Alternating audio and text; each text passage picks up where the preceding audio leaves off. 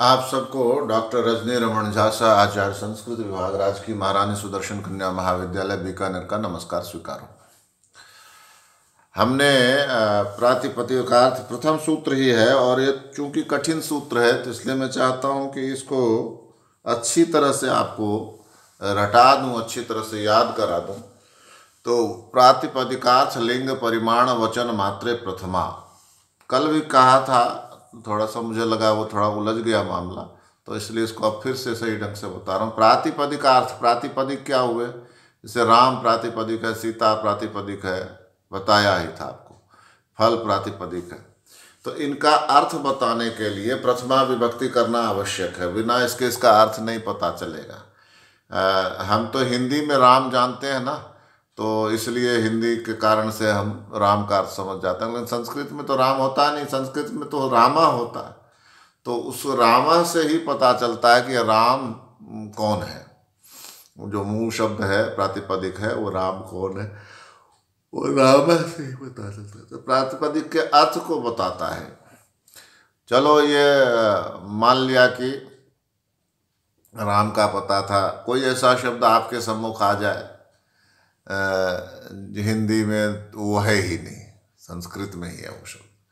तो ऐसी स्थिति में आपको जैसे उच्चय नीचय शब्द है, तो बहुत बार लोग कहते हैं कि प्रथमा से कैसे द्वितीया से भी पता चल सकता है। रामम कहेंगे तो वो भी वही राम बताएगा, दशरथ का बेटा। रामायण कहेंगे तो भी वही बताएगा, रामायण कहेंगे तो भी बताएगा, हाँ बिल्कुल ठीक है। लेकिन यदि मान लीजिए उच्चय नीचय कहते हैं, उच्चय, तो उच्चय जो शब्द है ये अव्यय है। तो अव्यय जो शब्द होता है वह उसका भी प्रातिपदिक होता है उच्चय। तो वह क्या है, उच्चय में सु लगा है, प्रथमा विभक्ति, तो उच्चय बना, उसी तरह से नीचय बना। तो यह ऐसे शब्द हैं, ये अव्यय वाले शब्द जो प्रथमा में ही होते हैं केवल, और कुछ जो है वो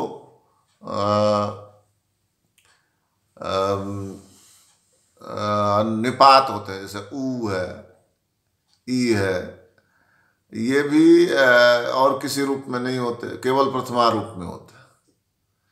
तो इसीलिए कहा कि प्रथमा का एक वचन हुआ भी, इसीलिए कहा कि प्रथमा से ही अर्थ पता चलेगा। उच्चय जो कहा, नीचय जो कहा, उच्चय नीचय से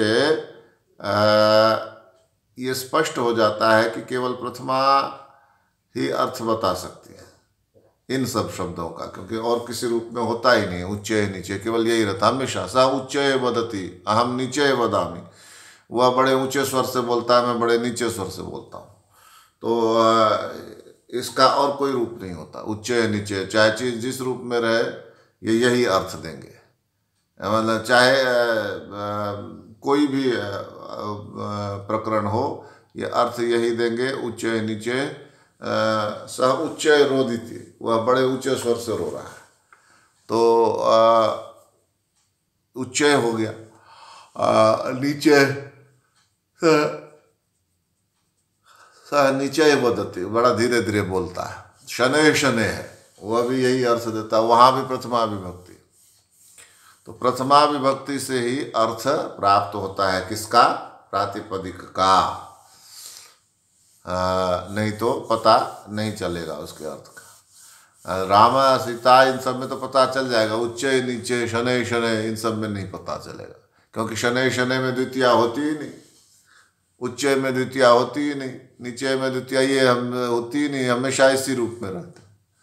इसलिए प्रथमा करना आवश्यक है, प्रथमा बताना आवश्यक है, क्योंकि प्रथमा से ही हम उनका अर्थ जानते हैं।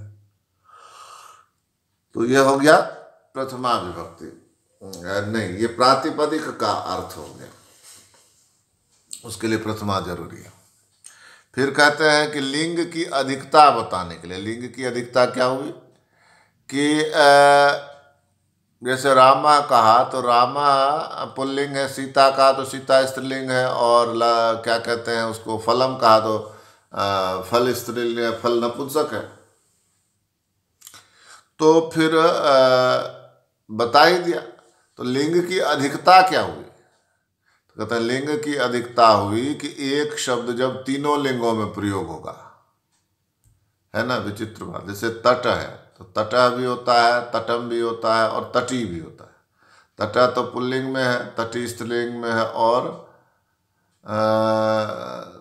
तो तटम जो है वह नपुंसक में है। तो यह भी पता तभी चलेगा जब प्रथमा विभक्ति होगी, नहीं तो पता नहीं चलेगा। जैसे अलग अलग लिंग तो इसी से ही पता चलेंगे, तटः, तटी, तटम। अब इसके बाद क्या कहते हैं, परिमाण की अधिकता को बताने के लिए।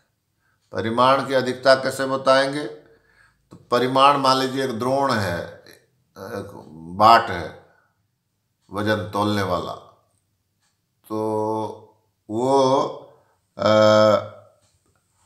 उसको द्रोण कहते हैं।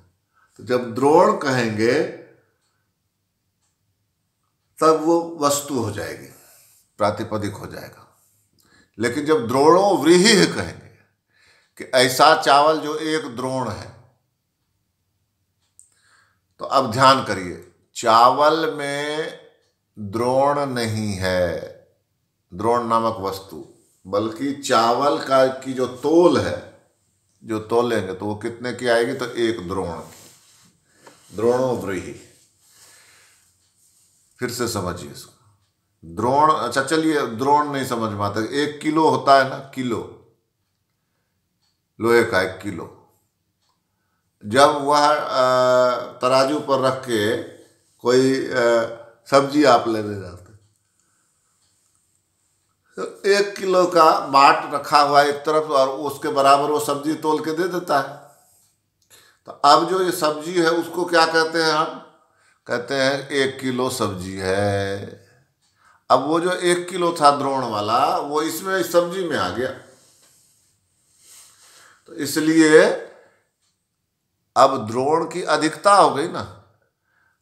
द्रोण तो वहां था अपने बाट के रूप में, लेकिन जो उसकी तोल है वो विशेष बात उसकी क्या है कि अगर वह द्रोण है तो उसके बराबर जो भी चीज तोली जाएगी वह द्रोण के बराबर होगी।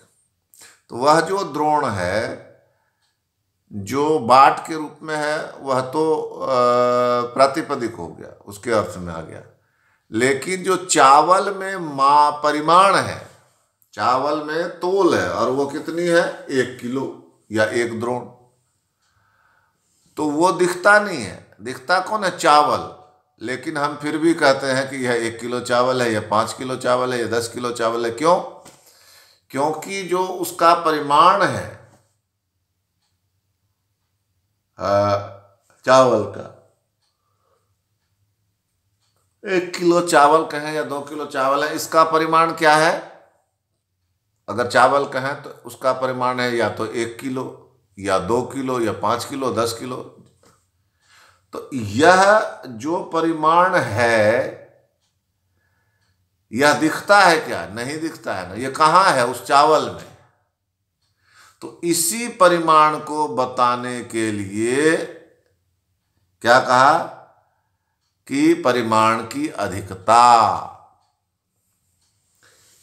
वह परिमाण जो परिमाण नाम के बाट से अलग है, द्रोण नाम के बाट से अलग है, वह किसमें है? व्रीहि में, चावल में। जब आप बाजार से थैला लेकर आते हैं ना, तो कोई पूछता है कि भाई बताओ क्या चाहिए, तो 5 किलो चीनी है। तो 5 किलो तो पीछे छूट गया दुकान पर ही, तो चीनी में कहाँ से आ गया 5 किलो? तो वही जो तोला, तो वह जो 5 किलो की तोल है वही परिमाण है, वही द्रोण है इसमें। और इसी को बताने के लिए प्रथमा विभक्ति का प्रयोग करते हैं। द्रोणो व्रीहि में द्रोण परिमाण को बताने के लिए क्या करते हैं?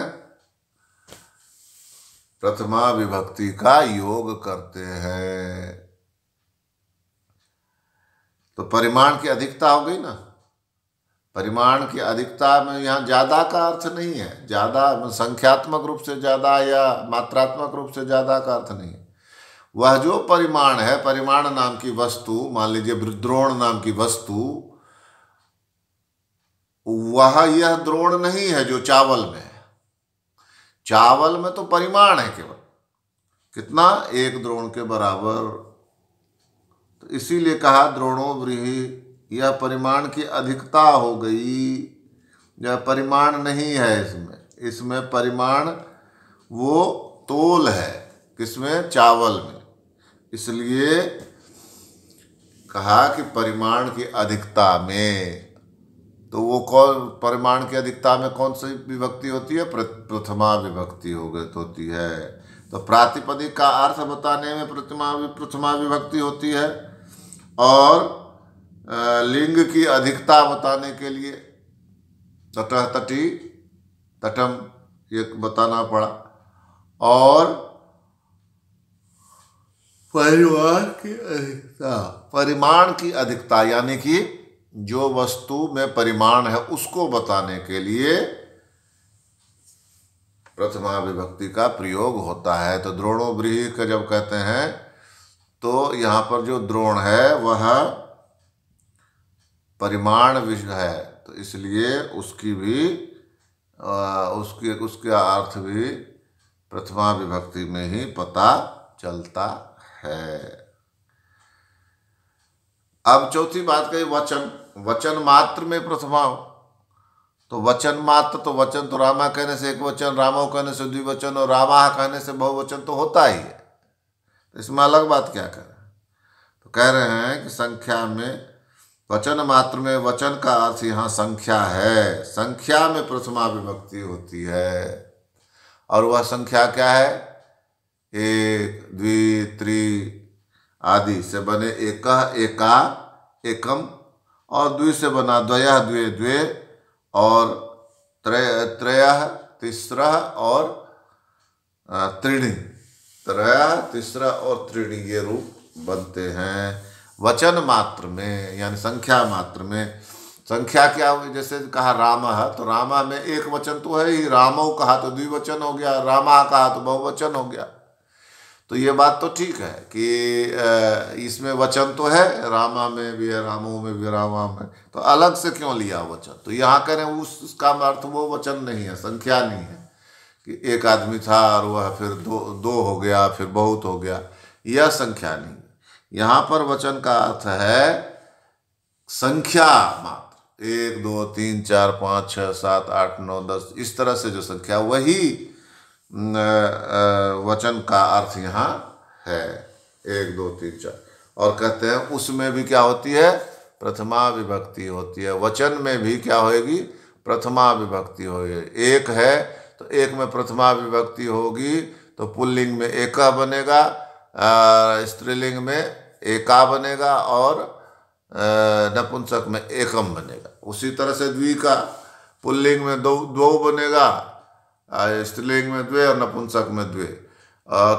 त्रीणि का पुल्लिंग में त्रय, स्त्रीलिंग में तीसरा, और नपुंसक में त्रीणि। तो इस तरह से हम देख रहे हैं कि यह संख्या को बता रहा है यहाँ पर वचन। एक रामा दो रामों वाली बात नहीं है, ये राम और राम को अलग करके नहीं देख रहा है।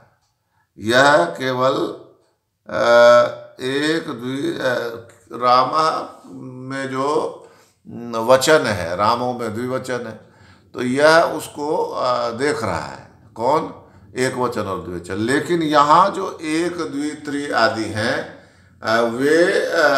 वे स्वतंत्र हैं, मतलब वे रामा के साथ या रामों के साथ जुड़ा हुआ अस्तित्व नहीं है उनका। यहाँ इस समय यह पूरी तरह स्वतंत्र है। जैसे कहे कि एक की संख्या है, एकम भी है और एका भी है, सब एक की संख्या हुई, ये सब एक को बताए। उसी तरह से द्वि त्रि आदि जो हैं वे अपनी संख्या को ही बताते हैं, ऐसा ये इन्होंने कहा है। व्याकरणकार में। तो इस तरह से क्या हुआ, प्रातिपदिक लिंग परिमाण और वचन मात्र में प्रथमा होगी। संख्या में समझ लो सरल रूप में कि 1 2 3 एकम द्वित्री इत्यादि में ही वो क्या होगी, संख्या होगी। एकम द्वित्री, इसको भी ये एकम द्वित्री ये संख्या है और इसी को प्रातिपदिकार्थ लिंग परिमाण वचन मात्र में बताया गया है। धन्यवाद।